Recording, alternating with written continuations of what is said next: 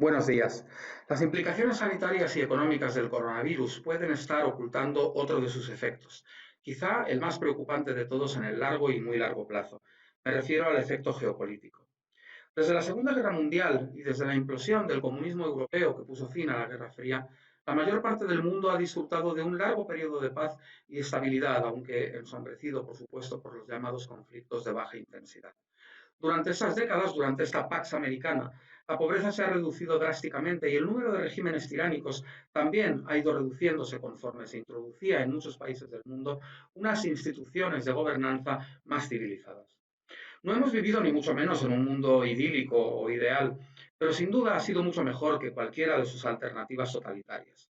Estudiosos como Johann Norberg han demostrado que contra los mantras del colectivismo, la humanidad en realidad está mucho mejor en general que en cualquier otra época anterior.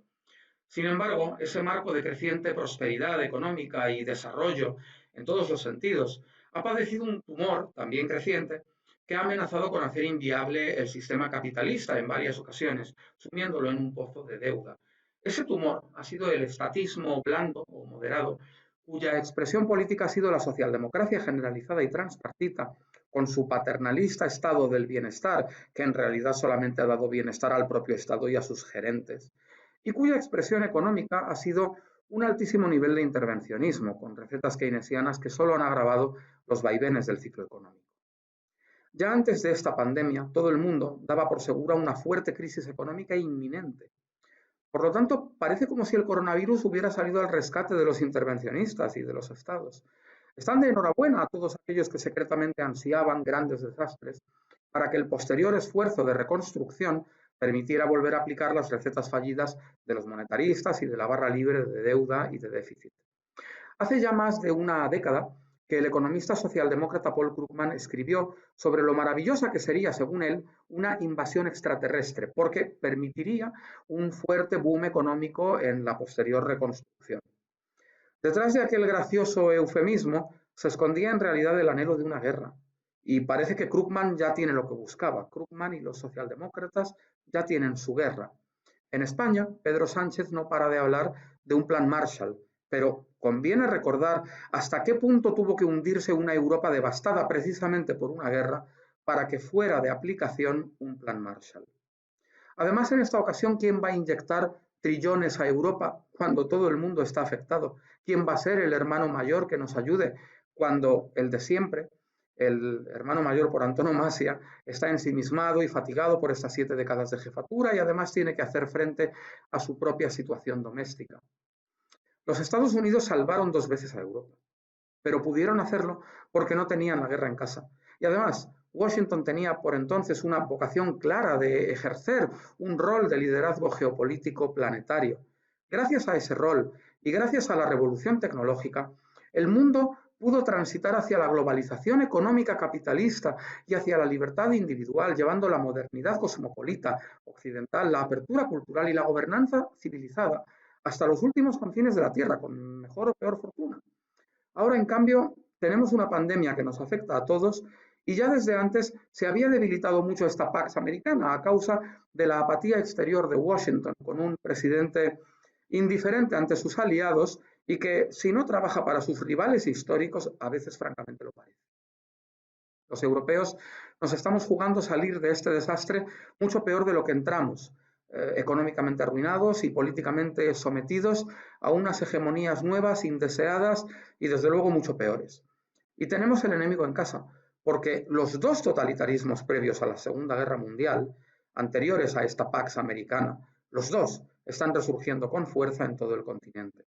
Y no hay lugar a dudas, ambos trabajan para un cambio de liderazgo geopolítico. Y ambos son primos hermanos. La extrema derecha nacionalista, encarnada en la figura del presidente húngaro Viktor Orbán, prácticamente ha aprovechado esta pandemia pues para dar un autogolpe, atribuyéndose incluso el poder de legislar, de dictar leyes desde el Ejecutivo, desde la presidencia de la República, sin Parlamento. La extrema izquierda, por su parte, también está aprovechando esta situación de excepcionalidad. Vaya que sí lo está haciendo.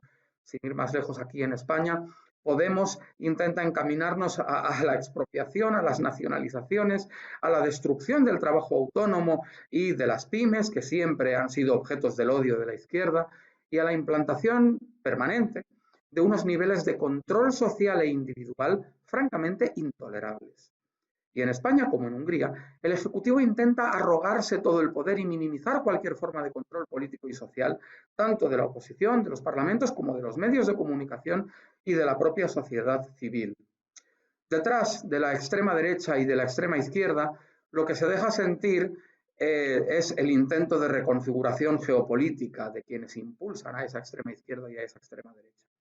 China lleva a cabo una infame campaña de relaciones públicas presentándose como salvadora del mundo, tras haber manipulado descaradamente el alcance de la epidemia, y mientras el régimen de Xi Jinping regresa a la mayor y peor ortodoxia comunista desde la época de Mao. Incluso el régimen cubano envía brigadas médicas de pura propaganda mientras los cubanos mueren de hambre en la isla. Y Rusia calla y observa y va dando pasos en su hoja de ruta para ser de nuevo una superpotencia y para someternos, esta vez a todos, a su imperio. Y Washington le deja hacer, incomprensiblemente, le deja hacer. Y Bruselas, Bruselas ya no existe. No cabe duda de que bajo la hegemonía política, económica y cultural de China y de Rusia, los occidentales estaremos mucho peor. Nuestras libertades personales se verán drásticamente recortadas y la economía perderá su espontaneidad y su dinamismo para ser, en palabras de Ludwig von Mises, un caos planificado. No podemos permitirlo.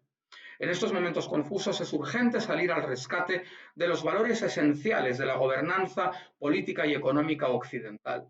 No podemos consentir que se cuestione la propiedad privada, piedra angular de la economía libre. No podemos admitir que vuelva el autoritarismo a la gobernanza política de nuestras sociedades, de ninguna manera. Y no podemos tolerar bajo ningún concepto el menor recorte de nuestro sistema de libertades personales. Por detrás de las diferencias estéticas, superficiales, la metaideología estatista, con color de izquierdas o con color de derechas, es una sola.